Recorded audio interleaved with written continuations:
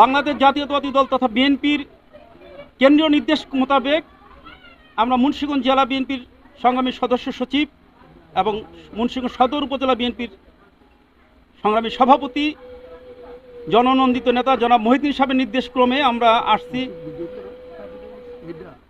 প্রত্যেকটা পূজা মণ্ডপে বজ্রযোগিনী সহ আশেপাশের পূজা মণ্ডপগুলিতে যেন শান্তি শৃঙ্খলা বজায় থাকে আছে কি না সেটা দেখার জন্য বজায় থাকে সেটা সহযোগিতার জন্য আমরা এসেছি।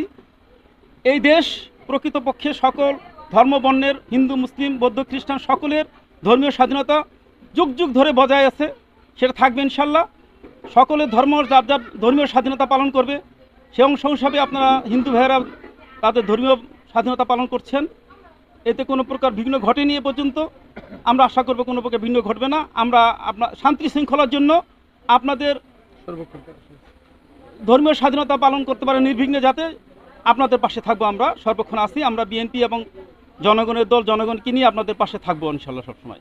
আপনারা জানেন যে আমাদের বাংলাদেশে সাম্প্রদায়িক সম্প্রীতি সবসময় বিদ্যমান আছে।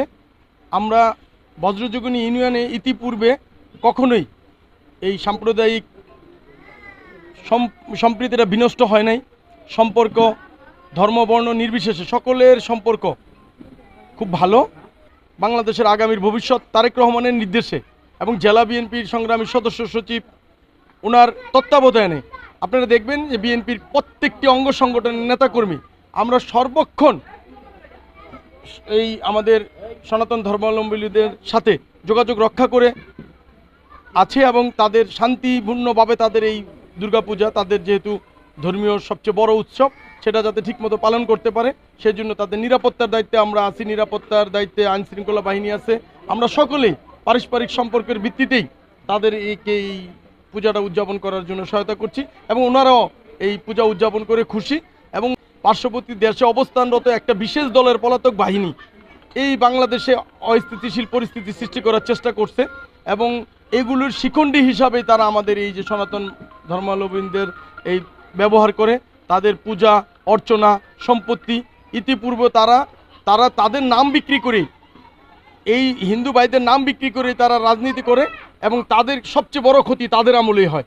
কিন্তু আপনারা দেখেন এই যে ইন্টারিম গভর্নমেন্ট গত 2 বছর যাবৎ যেভাবে আছেন, 24 সাল থেকে এই যে 1.5 বছর যাবৎ প্রায় গুজব ছাড়া কোনো একটা সনাতন ধর্মাবলম্বী কোনো ভাই একটা সত্যিকারের অভিযোগ দিছে বা এটা আপনারা কখনো দেখবেন না। ইন্ডিয়ার মিডিয়াতে বলে দেয় এরকম ঘটনা ঘটছে, বাংলাদেশে জিজ্ঞেস করে বললে এরকম কোনো ঘটনা ঘটে নেই।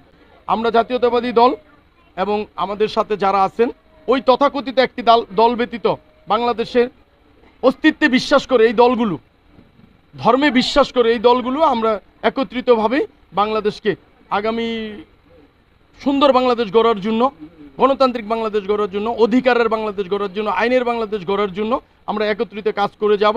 এবং ফেসিবাদ যখনই বাংলাদেশে মাথাচাড়া দিতে চাবে, যখনই বাংলাদেশে কোনো অস্থিতিশীল পরিস্থিতি সৃষ্টি করার চেষ্টা করবে, আমরা কঠোর হাতে তা দমন করার চেষ্টা করব এই দেশের জনগণকে সাথে নিয়ে। ধন্যবাদ।